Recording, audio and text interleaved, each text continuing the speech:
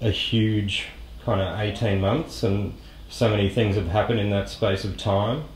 How do you account for, you know, the changes that have happened and where you guys are at now compared to 18 months ago? We recorded our own album ourselves, and then we had a launch at the Corner about 18 months ago, which went really well, and we sold it out. Yeah. And then after the sort of on the back of the success of that, I guess we got a manager who's been around for a while. Did they come to you? Yeah. He came to us. His name's John Sinclair, and he just started getting us gigs, sort of all around the country, up and down the East Coast and rural areas and whatnot. And it's just been since we sort of got involved with him. That's how it's been going. Yeah. And how long had you been? Oh yeah, then we did Europe and America and stuff. But, whatever. Australia's important. The first gig we ever did was in a front bar at a tiny bar in North Melbourne called Prudence, and we were all sort of jammed into this tiny little space. I actually heard a recording of it the other day, and it was just terrible. Really bad. I'm pretty sure it was terrible for quite some time. Yeah. But I guess the difference between then and now is just, I don't know, we might be a little bit more practiced and sound slightly better. We can probably sing a bit better, maybe. And you get a lot more free beers now, I've noticed. Yeah. Sometimes you get like a fruit and meat platter. Yep. That's pretty amazing. They're the main differences. But you become a little bit more demanding. You become a bit more demanding, yeah. But that's about it. Yeah. I was talking to Bo last night, who's also in the band, and he was saying that his favourite place ever to play was at the Gem, which is in Collingwood down the road, because that's just a gig where you play on the floor, like there's no stage, you're just in the corner. The crowd's sort of right there. And it's really fun, those sorts of gigs. And we still do those sorts of gigs, but more out in the regional areas where nobody likes us, and we only get sort of 10 people coming to our shows. Okay. Yeah. It's a bit harder in Melbourne. Yeah. What we sort of do well, I guess, if you could say that, is a live show. So like the concept is, I guess, kind of original, the music and all that, but we really put a lot of effort into our live show and really kind of trying to be like a country version of Wu-Tang, no matter where we're playing. So like whether it's like a big festival playing to thousands of people or playing to fucking 10 people in Toowoomba or whatever, we always try to really throw ourselves at the songs and put as much of ourselves into it as possible. Yeah. And I think that's sort of what works, maybe. When you're up on a big stage, everybody's excited and just shouting shit at each other the whole time and carrying on. Yeah. And that's a lot of fun.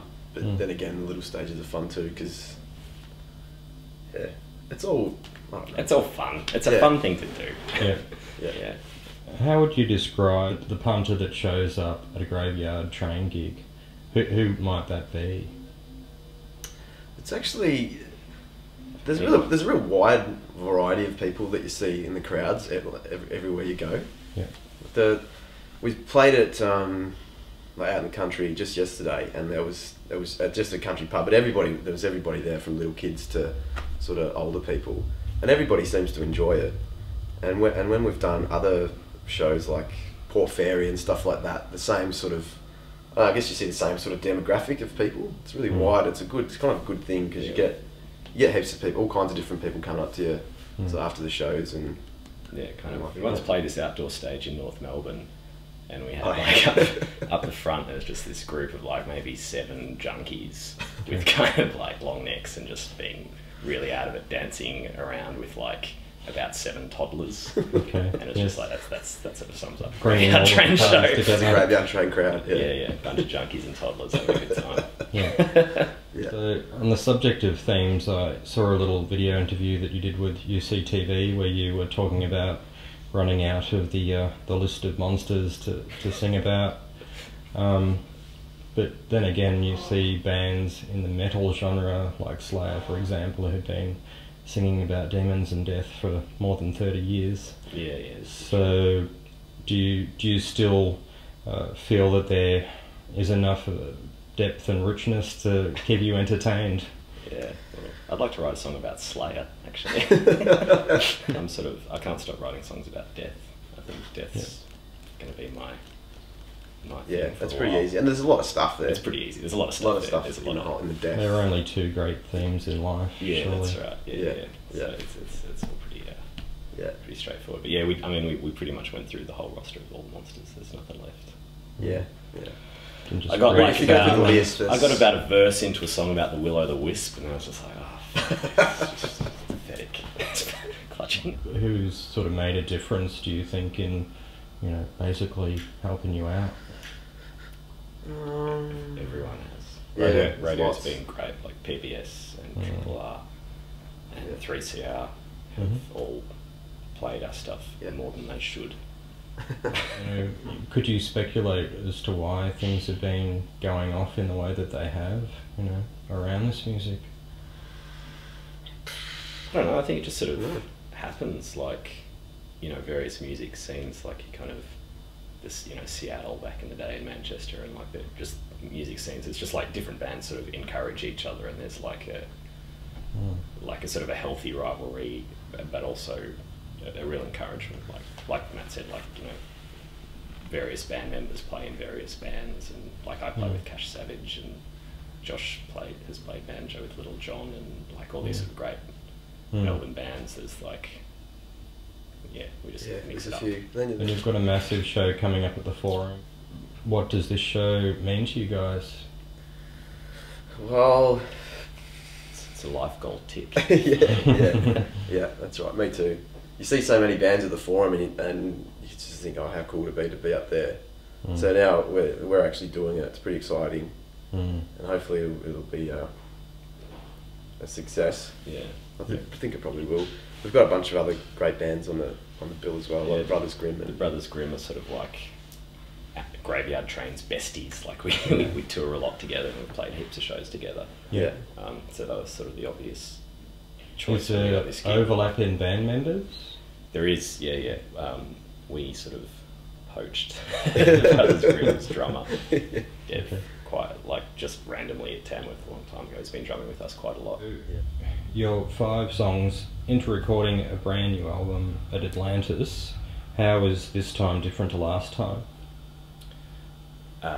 It's very different. Like the last 2 albums we did, we recorded ourselves. We went out to the country, hired a big scout hall, and just sort of brought up a tape machine. Our bass player, Matt Chow's an engineer. So we just sort of sat around in the room for 4 days and recorded the album. Yep. The last one, we also took over the public bar in North Melbourne for a day or two, and got sort of guest musicians to do their overdubs there. Yeah. But it was all very homemade, and we sort of did it all ourselves. With this new album, we're going into Atlantis Studios, recording with Lockie Lockwood, and it's a bit more pro. It's like they've got actual real microphones. And in terms of albums that have come out of Melbourne, have there been any in the last year or so that have kind of blown you away and given you ideas? There's the Brothers Grimm latest album, which is great. And Little John's last album, which was amazing. And the Toot Toot Toots. Toot Toot Toots. They're pretty awesome. Yeah. Cash Savage. Cash. I do play in that. Yeah. I would say it's a pretty good album. It's pretty good. Jimmy Tate, actually. I don't know if you know Jimmy Tate's music. I can't stop listening to that one. That's pretty fantastic. A while ago, Dead River Deeps. Yeah. Yeah. That was probably about 18 months ago, though, I think. That was awesome. I really enjoyed that one. There are lots. Wagons. There's lots. Yeah. Yeah, Wagons. I do like the Wagons. Lindsay Phillips, do you know that guy? Yeah. Fitzroy dude. Yeah. He's pretty good. Cool. There's so many. There's a huge amount happening, but no, it's great to talk to you and see where it was all at. I think it's one of the most exciting stories to come out of Melbourne, really. Thanks. You'd be surprised at how boring a lot of it is. A lot of waiting around. Yeah. Well, thanks for your time today, and look forward to catching you at the big Halloween show at the Forum. Hope it's a good one. Yeah, thanks. Cheers. Thanks.